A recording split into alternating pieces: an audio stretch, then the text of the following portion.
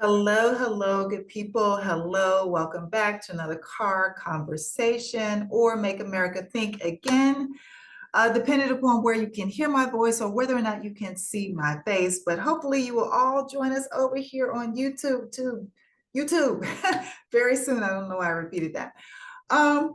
What if I wanted to explore what if? And stay with me here. Stay with me. I'm going to go far out, but I'm going to come back in and hopefully you're able to stay with me. So I was thinking today, I was doing my Saturday strategizing, right? And I was thinking, what if we could get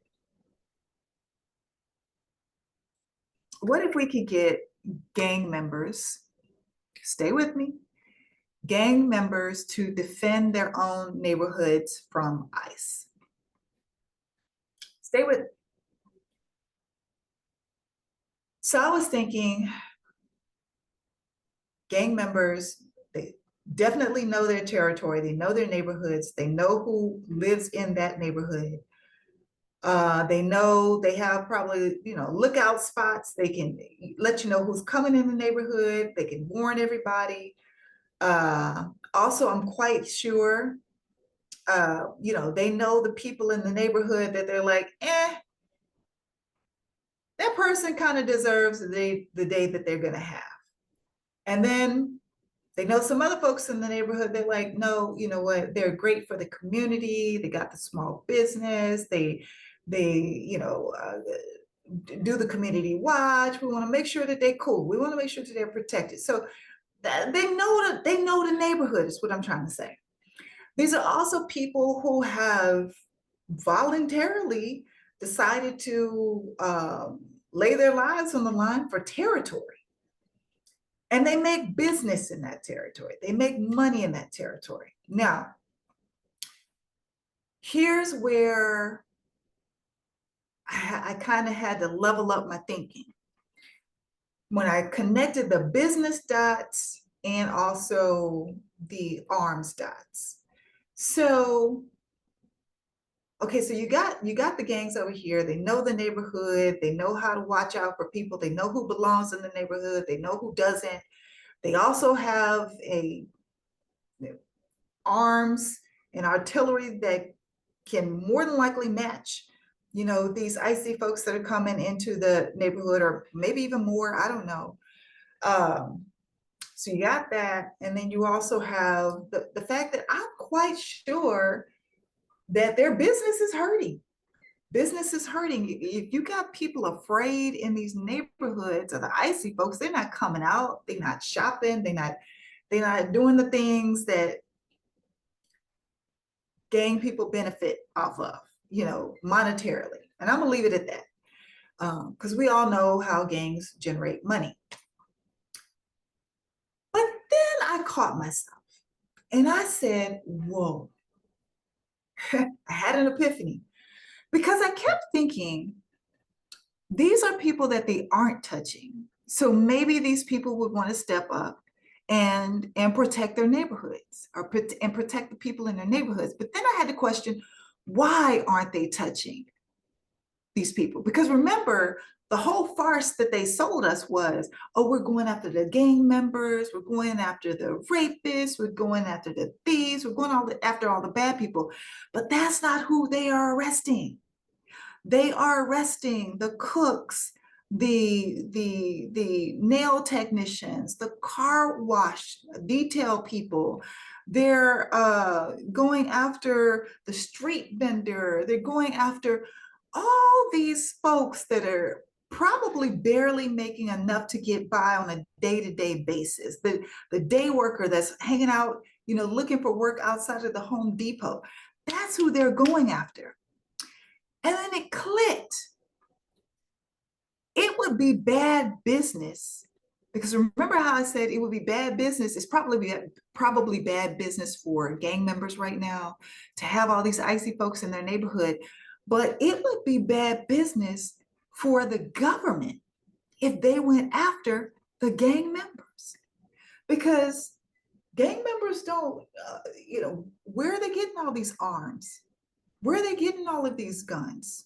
Where does all that come from? Where do all the drugs come from? They have to be let in the border somehow. Most aren't manufactured here in America.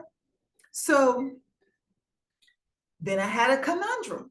I was like, well, if the government is if making money off the gangs, they aren't going to touch the gangs. If it's a mutual beneficial relationship, how in the world will we get the gangs to want to protect the community? And then I looked at the group of people that is being touched, that is being arrested, detained, thrown into these detainment centers, or worse, sent off to El Salvador, Venezuela, wherever, detention centers. I started looking at, well, what is it about them? And here's the conclusion that I came to. And stay with me here. So you're pulling these people off the street that you said you were not going to go after, that have been here, they're going to their court meetings, they're going to their meetings with whomever they got to meet with in regards to immigration. They're doing the right thing, and they're working, they're contributing to taxes, even though they don't benefit from it. They're contributing to government dollars, etc. Why are they being targeted? So if you scoop them up and you have them in these privatized detention centers, and let's just look at El Salvador, right? Because I've already talked about El Salvador. So you have them in these detention centers in Louisiana, Texas, or you send them off to El Salvador. El Salvador, we have already made an arrangement with El Salvador to not only send people there, but also we've purchased some property next to this detention center so they can build another detention center. But so we purchased the land to lease it back to El Salvador, these people in El Salvador, the government of El Salvador, for them to now build on that land. So we'll make money off the land that we're leasing to them. And then also we're sending them people, we're sending them free labor. And that's the same thing that's happening in these detention centers all around America. So now where you had the worker, the day worker, the nail technician, the cook, the vendor, street vendor, etc. You had these people, the swap meet person who has their booth. You have all these people that you've gathered up, and you've got them in these privatized detention centers. When they're taken off the streets and removed from these jobs, and I keep saying, who do you think they're going to look to do these jobs? I keep saying this. I keep saying, dear Black people, who do you think they're going to come to fill these jobs, to fill these positions? Well, you have some states that are changing their child labor laws. So we know there are going to be children. You know that they're doing that for a reason. But what if these privatized detention centers are going to circle back to these farmers and these companies and all the meat packing companies, all these places where the people were scooped up from in the first place and put in their detention centers, and they circle back to them and say, hey, you know what? We know you're hurting and we have some labor for you. And they come back and say, hey, let's do a contract. I'll send you 100 people. I'll send you 50 workers. And this is what I'm going to need you to pay me. And they're going to make money off of these corporations. They're going to make money off of these farmers. And the people who were barely getting by before with the street vendor job, the cooking job, the nail technician job, whatever it was, they're going to make even less, because these detention centers, they're going to pay them $1, $3 a day, whatever. They're going to get even less money than they were making prior to being picked up, kidnapped off the street. And these privatized detention centers are going to benefit off of them. Go back to these corporations, contract them out make more money. So they're making money off the government to house them. They're going to make money from these corporations, these farmers, these meatpacking companies to contract them out for work. Boy, the rich just keep getting richer, don't they? They just keep getting richer. And then the last piece of this is, y'all still with me? The last piece of this is you now have these corporations, these farmers, these meatpacking companies, these places that if they play their cards right, they are able to pay less out to these detention centers than they were to all these individual workers. So where I might have been paying an individual worker, let's say $17 an hour, $15 an hour. Some states are as low as $8 an hour, $7 an hour, okay? Where I was paying that for the people that I employ, if I contract now with this detention center, and I can contract them at $5 per hour per worker or $6 per hour per worker. Now I've come up on the fact that the people that I used to employ are no longer here to employ, but I go over here and get a contract and I'm paying less. So now the meatpacking companies are making more, the farmers are making more, the chicken places are making more, the nail. Do y'all see what I'm saying? It's diabolical. It's diabolical.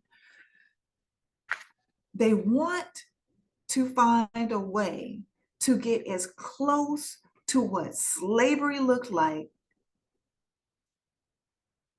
years ago, generations ago, without calling it slavery, without being able to call it slavery. And if you're thinking, where do I fit into all of this? In the meantime, in between time, when all of this is taking place, all this movement is taking place, crops are rotting in fields. So our grocery prices are going to go up. There are wars in the Middle East. Oil and gas is about to go up. Plus you have workers who have been pulled off of refinery jobs, have been pulled off of building jobs, all kinds of things. All these people are being snatched up and sent to these detention centers. So you're going to have all these pieces that are not happening, not getting done. And our basic necessities are not going to be met. They're rolling back everything. It's diabolical. That's all I got to say. I started off in one place thinking, oh, if we could work on the heartstrings of gang members and get them to realize what's the motivation for you to get these icy people out of your neighborhoods and protect the community. But then I had to stop that because I'm like, but they work in tandem with the government because they are supplied by the government on a lot of things. And that's why the government isn't going after them. But the government has said, if we can't go after the criminals, because that would be bad for business for us, let's go after this group of people and let's see how we can monetize this group of people. And it's gone farther than I would have ever imagined if I wouldn't just have really just sat and just tried to connect all these dots and how all these people, that 1%, all the corporation earners, all the farmers that have all the land, all the people in government, all the wealthy folks that own all the corporations, how they are going to make money off of this. And then you have the people that can't afford the higher grocery prices, that will not be able to afford the higher gas prices or energy prices, etc., won't be able to afford the housing prices. Where are they going to be left? Well, some will die. And I believe that's the hope of the 1%. They don't care. They'll consider it population control. They'll consider it that's what we wanted to do anyway. And then you have the layer of, I don't know, old school indentured servants, where they get a little higher pay than those that are being held captive in the detention centers and paid $1 per day, while these penitentiaries and detention centers make billions off of their backs. Like, y'all, look, we got to get these people out of here. We have got to get these people out of this administration. Has got to go. They got to go.